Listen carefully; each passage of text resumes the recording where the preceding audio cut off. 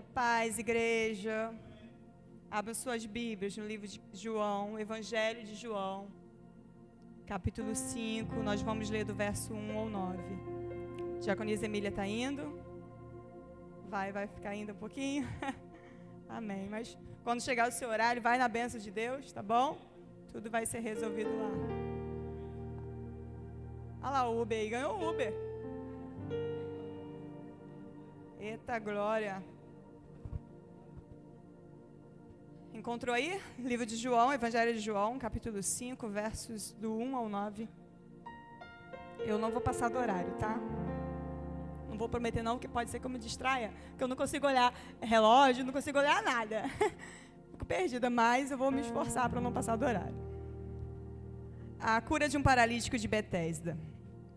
Diz assim: depois disso, havia uma festa entre os judeus, e Jesus subiu a Jerusalém.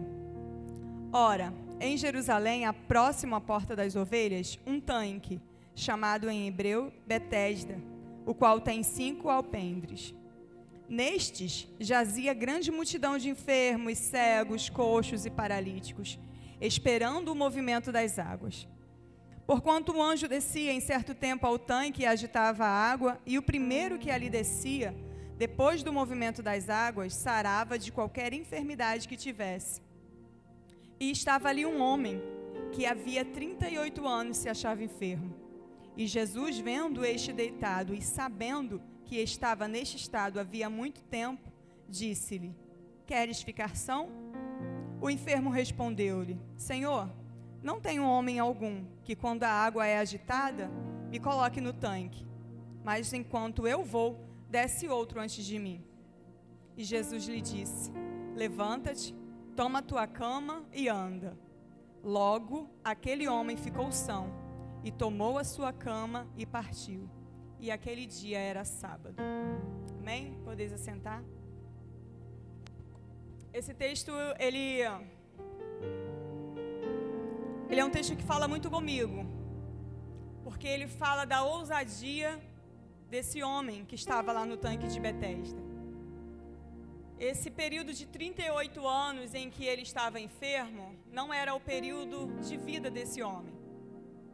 Quando a gente vai analisar o texto, a gente consegue interpretar que provavelmente aquela enfermidade teria havido a partir de algum pecado, a partir de alguma coisa que ele tivera feito.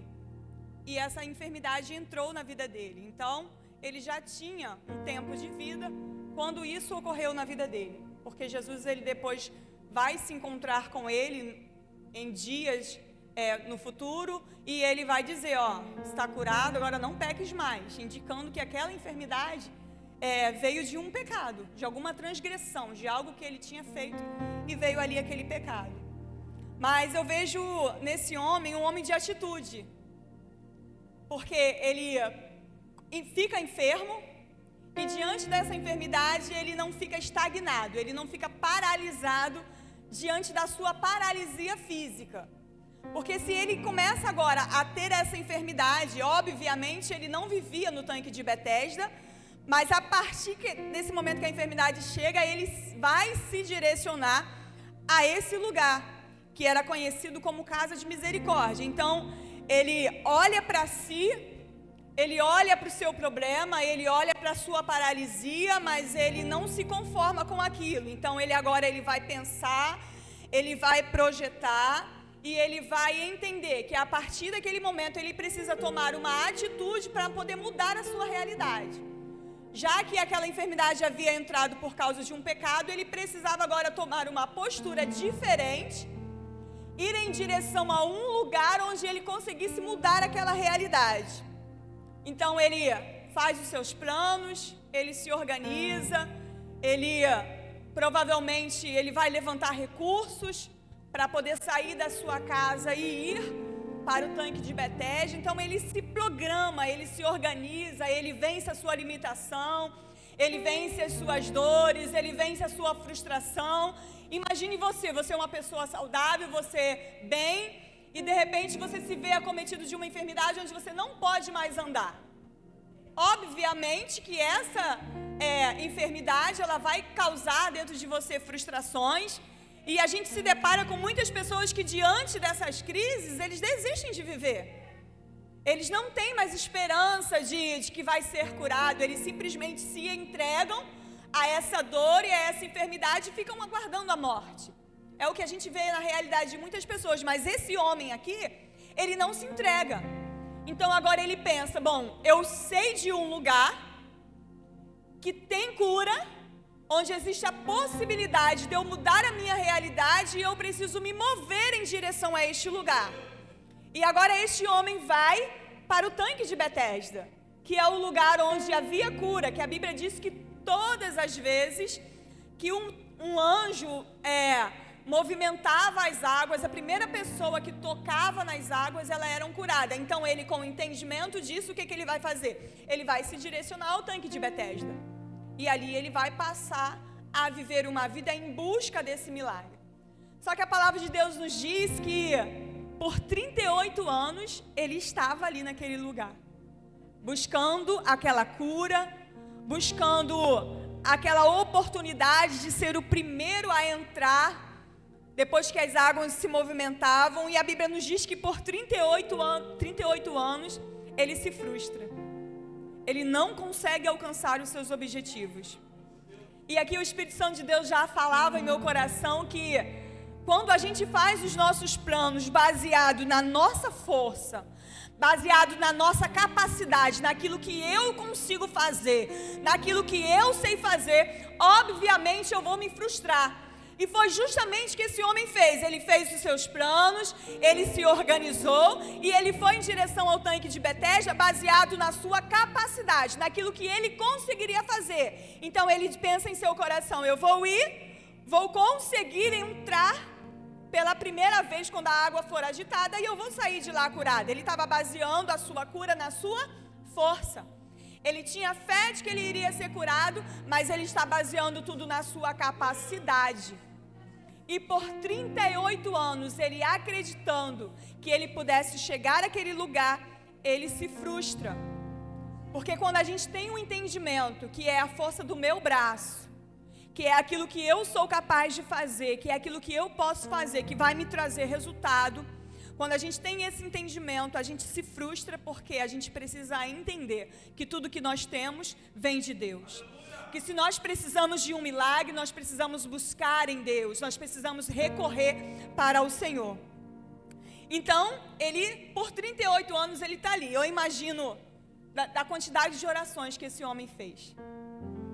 Eu imagino da quantidade de vezes que esse homem se arrastou para poder se jogar na água. E quando ele viu que outra pessoa pular à frente dele, ele sai daquele lugar frustrado. No meu entendimento, Mônica, eu teria desistido. 38 anos. Eu teria desistido.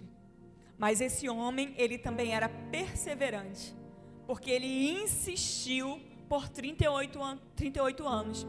E quando Jesus, ele vai para Jerusalém, e ele vai de maneira proposital para estar naquele lugar e tratar com aquele homem, que a palavra de Deus nos diz, o texto nos diz que Jesus, ele foi àquele lugar e ele estava sabendo. Jesus, ele se direciona àquele lugar consciente de que ali ele iria se encontrar com esse homem. Então a palavra de Deus nos diz aqui no versículo 6, e Jesus vendo este deitado e sabendo que ele estava naquele estado há 38 anos, Jesus se direciona a ele com uma palavra. Eu imagino Deus se comunicando com Jesus e passando para Jesus as orações. Eu não sei como que era essa comunicação de Jesus em carne com Deus, com o Pai, mas eu imagino que ele sentia a vontade de Deus. Eu imagino que ele ouvia a voz de Deus sussurrando no seu ouvido, assim como nós ouvimos o Espírito Santo de Deus falando conosco, sabe, aquelas vozes suaves, aquele sussurro. Eu imagino Jesus percebendo a dor daquele homem, a frustração e a quantidade de orações que ele fez diante de Deus frustrado. Porque quando Jesus chega diante daquele homem e ele pergunta, você quer ficar são? Aquele homem, ele não responde, sim, eu quero. Porque era o que ele precisava. Era o que ele queria. Só que por 38 anos ele estava vivendo diante de uma realidade onde ele não tinha resultado, onde ele estava sendo frustrado, onde ele permanecia paralítico, onde ele não tinha ninguém para ajudar. E quando Jesus pergunta se ele queria ficar são, ele não dá uma resposta de fé. Ele não dá uma resposta de que algo sobrenatural poderia acontecer na vida dele. Ele simplesmente vai olhar para a sua realidade, para aquilo que ele estava vivendo por 38 anos, e ele vai responder a Jesus e vai dizer: eu não tenho ninguém que me ajude. Olha o que ele vai expressar diante de Jesus. Olha, por 38 anos eu estive aqui, tentei chegar a essas águas, pessoas vieram, foram curadas, foram para casa, outros chegaram, mas eu que estive aqui por 38 anos, ninguém se compadeceu de mim. Ninguém sentiu a minha dor, ninguém tentou me ajudar. Então olha que ele está observando as suas dores, as suas frustrações, aquilo que fazia ele ficar prostrado, tentando sair daquele tanque de Betesda, mas sem encontrar resultado. Por quê? Porque ele estava olhando para aquilo que era natural, para aquilo que ele estava vendo com os seus olhos naturais. Então, automaticamente, se eu estou focado no meu natural, qual vai ser a análise que eu vou ter? Daquilo que eu estou vendo. Então, quando Jesus pergunta se ele queria ser curado, o que ele responde? Eu estou aqui há 38 anos, mas não apareceu uma pessoa sequer para me ajudar. E toda vez que a água é agitada, eu tento ir. Eu me esforço para ir, eu me arrasto. Eu tento empenhar a maior força que eu consigo, mas sempre que eu estou indo, outra pessoa vai e entra na água na minha frente e recebe o milagre. Observa que ele não conseguia mais olhar para o sobrenatural. Ele não conseguia mais ver a possibilidade de cura fora daquela realidade que ele estava, de não ter ajuda e de não conseguir chegar. Então ele dizia: todas as vezes que eu vou, a minha capacidade, todas as vezes que eu quero fazer, todas as vezes que eu tento fazer com as minhas mãos, eu me frustro, porque eu não consigo chegar, eu não consigo fazer. Mas o lindo é que o nosso Jesus, ele conhece as nossas dores, ele conhece as nossas dificuldades, e ele sabia que aquele homem era um homem de fé. Ele sabia que aquele homem era um homem de atitude, porque ele não se entregou à sua enfermidade, ele foi em direção à cura. E ele também, por 38 anos, ele não desistiu, mesmo estando com os olhos focados no natural, na sua realidade, naquilo que ele estava vendo, ele estava perseverando, ele permanecia ali e ele tentava por diversas vezes. Então, quando Jesus olha para ele, ele identifica que aquele era um homem de fé. E no versículo 8, Jesus, ele diz a ele: levanta, toma a tua cama e anda. E aqui está a chave desse texto. O texto diz que Jesus dá quantas ordens para ele? Levanta, pega a cama e anda. 3 ordens. Ele dá uma ordem no imperativo: olha, você vai ter que fazer isso. Você vai ter que levantar, depois você vai ter que pegar a sua cama, e depois que você pegar a sua cama, você vai ter que andar. E Jesus dá essa ordem para ele. E logo no verso seguinte, o verso 9 diz: logo aquele homem ficou são, e tomou a sua cama e andou. Só que quando eu olho nesse verso 9, eu não vejo mais 3 ações sendo feitas. Eu vejo apenas 2. Ele toma a cama e ele anda. Sabe o que nós podemos entender com isso? Que para nós recebermos algo da mão de Deus, eu preciso fazer primeiro. Porque o céu, ele é reativo. Jesus, ele dá 3 ordens para aquele homem: você vai ter que levantar, depois que você levantar, você vai pegar a sua cama e vai sair. E a Bíblia diz que imediatamente aquele homem ficou curado. Por que ele ficou curado? Porque quando ele recebeu a ordem, imediatamente ele se levantou. Ele tomou uma atitude diante da ordem que Deus havia dado. E quantas das vezes nós recebemos a palavra de Deus, recebemos o direcionamento de Deus, e nós ficamos apenas focados na nossa realidade. e nos esquecemos de fazer aquilo que Deus nos ordenou. Se aquele homem não tivesse se levantado, será que ele teria recebido o milagre? Quando nós olhamos para a nossa vida espiritual e nós analisamos muitas coisas da nossa vida, muitas bênçãos que não chegaram, muitos milagres que nós não recebemos, se você parar para fazer uma análise, você vai perceber que Deus ele te deu uma ordem em relação àquilo e foi você que não fez. Ou porque duvidou, talvez não tivesse conseguido entender que era Deus que estava falando com você, ou porque talvez você estivesse olhando para o cenário. Estaria tudo bem para esse homem, o paralítico, não se levantar, porque por 38 anos ele se frustrou.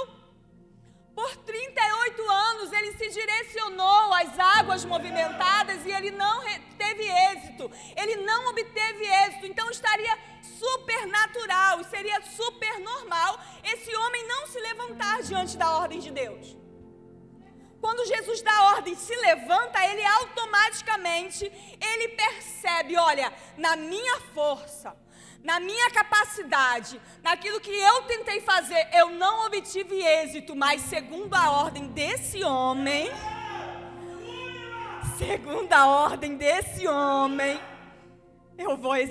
eu vou conseguir ter êxito. E imediatamente aquele homem se levanta. E a palavra de Deus nos diz que ele recebe a cura. Quando a gente olha para poder ver a realidade dos céus, a gente percebe que uma geração passiva, ela não vive milagres. Se você é passivo nas suas ações, se você ficar esperando ver as coisas acontecerem ao seu redor, se você ficar esperando algum sinal acontecer para poder você viver o sobrenatural, você não vai viver. Os céus, eles reagem à sua ação. Primeiro você precisa agir para depois o céu reagir ao seu favor. Uma geração passiva não provoca milagres. E quando a gente olha para a história da Bíblia, pode parar para ver qualquer milagre que você encontra na Bíblia. Primeiro, essa pessoa que queria milagre, ela tomou uma atitude. E ela foi de encontro a Jesus, ela foi de encontro ao milagre, ela foi em busca dessa necessidade que ela tinha. E muitas das vezes Deus está sussurrando, está falando, vai lá, faz isso. E eu estou olhando para a minha realidade. Eu não tenho dinheiro. Como é que eu vou abrir essa empresa? Tem R$2 na minha conta. Como é que eu vou caminhar? Como é que eu vou fazer? Às vezes o problema está dentro de casa, a realidade lá está difícil, sabe? Tem coisas ruins acontecendo e Deus está te dando uma ordem, está dizendo, olha, você tem que ir lá e tem que fazer isso. Aí eu estou olhando para a realidade, estou dizendo assim, mas se eu fizer eu vou passar vergonha. Às vezes Deus quer liberar cura sobre a sua vida e você está olhando para quê? Para a sua realidade. Eu não vi ninguém ser curado, por que Jesus iria me curar?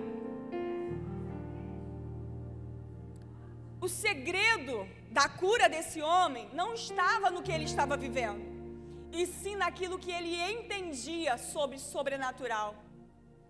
Ele entendia que o milagre dele iria chegar. Primeiro ele empenha a sua força, não obtém êxito, mas quando ele percebe que o sobrenatural poderia vir sobre a vida dele, ele imediatamente ele se levanta e ele recebe cura. Às vezes a gente está dobrando o joelho e está falando com Deus, né? Eu imagino que por 38 anos esse homem esteve diante de Deus e quando ele orava, ele dizia assim, Deus, eu quero muito ser curado, mas ninguém me ajuda. Não tem ninguém aqui para me ajudar. Deus, eu quero muito ser curado, mas eu não consigo chegar lá. A minha paralisia me atrapalha, a minha paralisia não consegue me dar acesso a essas águas. Quando muitas das vezes a oração em que ele deveria estar fazendo é, Deus, eu não consigo, mas o Senhor consegue. A tua palavra diz que o Senhor levou sobre si as minhas enfermidades. A tua palavra diz que o Senhor tomou sobre si as minhas dores. Sabe, muitas das vezes na crise financeira, o dinheiro que está lá na conta, o saldo que está na conta é de R$1, e quando você vai orar a Deus, ao invés de você orar e declarar e decretar a vitória, e você orar vendo a realidade do céu, você está orando diante de Deus, está aparecendo, Deus, eu tenho conta para pagar, eu tenho isso para fazer, me ajuda nisso aqui, me ajuda daqui dali, quando na verdade, a oração que você deveria estar colocando diante de Deus, é falando com o Senhor, Deus, a tua palavra diz, que se eu obedecer ao Senhor, que se eu for fiel à tua palavra, eu vou comer o melhor dessa terra. Deus, a tua palavra diz que o Senhor está por mim. Numa crise financeira ou numa crise dentro da sua casa, Deus, a tua palavra diz que todas as coisas cooperam para o bem daqueles que são chamados por seu propósito, daqueles que te amam. E muitas das vezes nós estamos presos na nossa realidade. E quando muitas das vezes o Senhor quer nos colocar em lugares altos, mas nós não percebemos. E quando Ele se comunica conosco, nós não obedecemos. Ficamos estagnados na nossa realidade. Ficamos presos naquilo que a gente está vendo. Olha para a história. Geazi, vai lá, dá uma olhada lá, vê se tá vindo chuva. Não tem sinal de chuva não tem nada. Ora novamente, vai lá dar uma olhada. E a Bíblia diz que por 7 vezes, Elias manda Geazi lá olhar para ver se tinha sinal de chuva. E na 7ª vez, quando ele vai olhar, ele vê uma nuvenzinha do tamanho da mão de um homem. Se ele tivesse preso na realidade, talvez ele não iria entender que viesse chuva, porque uma mãozinha não é sinal de chuva, uma nuvenzinha pequena não é sinal de chuva. Mas ele estava focado naquilo que Deus antes havia dito a ele. Deus havia dito a Elias, olha, vai lá nos profetas, faz o que eu estou te ordenando, porque a chuva vai cair. Elias vai lá no meio dos profetas, ele faz ali aquele negócio que ele manda os profetas de Baal preparar tudo, e eles preparam, e depois Elias coloca água, coloca tudo de maneira totalmente contrária, para poder fazer aquelas pessoas entenderem que Deus de Israel, que o Deus de Israel era Deus maior, e ele vence os profetas, e os profetas morrem, e agora ele está com uma palavra, olha, Deus disse que vai chover, eu não estou vendo sinal de chuva, então eu vou dobrar o meu joelho, e eu vou declarar que a chuva vai chegar. A chuva não está aparecendo, eu vou perseverar, eu vou continuar clamando, porque Deus disse que vai chover. Olha a oração, eu não estou focada na ausência da nuvem, eu estou focada na presença da chuva. Você entende a diferença? Que muitas das vezes nós estamos orando, focados no nosso problema, focados na nossa dor, focados na nossa crise, na nossa falta, e a palavra de Deus já foi liberada e nós não estamos vendo, nós não estamos percebendo. Se esse homem no tanque de Betesda não tivesse percebido a palavra que havia sido liberada sobre ele, levanta, ele não teria se levantado. E ele não teria vivido o milagre. Mas a partir do momento em que ele entende e ele obedece à voz de Deus, a palavra de Deus nos diz que imediatamente ele foi curado. E a palavra do Senhor para nós essa manhã: para de focar na sua dor.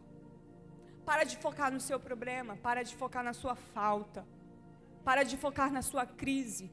Comece a clamar, comece a profetizar, comece a declarar, comece a orar o seu milagre, comece a orar a provisão de Deus, comece a orar a libertação de Deus, comece a orar a porta de emprego aberta, comece a orar o milagre chegando, comece a declarar as verdades de Deus sobre a sua vida.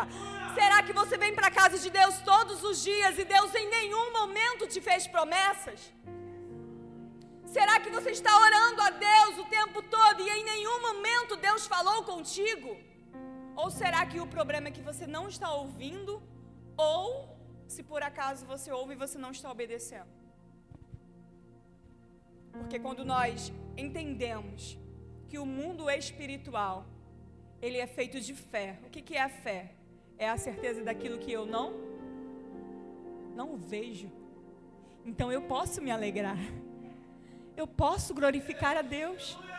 Não está lá, não tem nuvem lá, mas eu posso declarar que existe. Vai lá, a nuvem vai chegar, pode ir. Quando ele percebe uma nuvenzinha apenas, aí Geazi volta e ele diz assim: agora você vai correndo e vai lá e entrega o recado, porque vai cair uma chuva. E eu vou dizer uma coisa, hein? Vai correndo, vai disparado, porque a chuva vai te alcançar.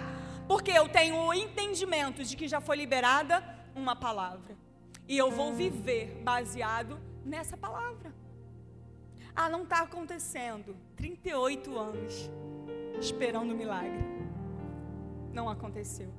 Mas quando a palavra foi liberada, ele obedeceu de imediato. E ele recebeu o milagre. E ele recebeu a cura. Porque o justo viverá de fé. Justo não vive sem fé. Se você não tiver fé, se você não acreditar nas promessas de Deus, se você não viver baseado e pautado nas promessas de Deus, você não vai viver. Você apenas vai sobreviver. Porque viver tem que ser por fé. Não existe a segunda opção. O justo viverá pela fé. A fé é a certeza daquilo que eu não estou vendo. Eu olho para a minha realidade. Na minha realidade eu vejo enfermidade. Na minha realidade eu vejo porta fechada. Na minha realidade eu vejo crises. Na minha realidade eu vejo meus filhos com problemas. Mas a minha visão é a visão sobrenatural. O que eu vejo não é o que o mundo está me mostrando, mas é o que Deus está comunicando a mim. O que eu vejo não é a realidade terrena, mas é a realidade do céu. É aquilo que Deus fala comigo quando eu dobro os meus joelhos. É sobre aquilo que Deus fala comigo quando eu abro a sua palavra. É sobre aquilo que Deus fala comigo quando eu entro no templo para adorar. É sobre as verdades de Deus sobre a minha vida. E nós estamos deixando de viver milagres, porque nós estamos vivendo de uma maneira passiva, esperando o céu fazer, para depois que o céu fazer, eu vou lá e vou reagir. Mas na verdade é o contrário à realidade do céu. Primeiro você faz, depois Deus reage ao seu favor. E que nós venhamos ficar com essa palavra, 10h59, viu? E que o Senhor venha trabalhar em nossos corações, e que nós venhamos começar a viver por fé. Muitas das vezes nós não sabemos falar, nós não conseguimos entender o que está acontecendo ou o porquê está acontecendo. Mas já existe uma palavra que foi liberada. Já existe um milagre que já foi entregue nas suas mãos. A única coisa que você precisa fazer é agir. Faça igual esse homem. 3 ordens: levanta, toma a cama e anda. Ele se levantou. O milagre só chegou após ele se levantar. Aí sim, ele pôde tomar a cama e andar. Amém?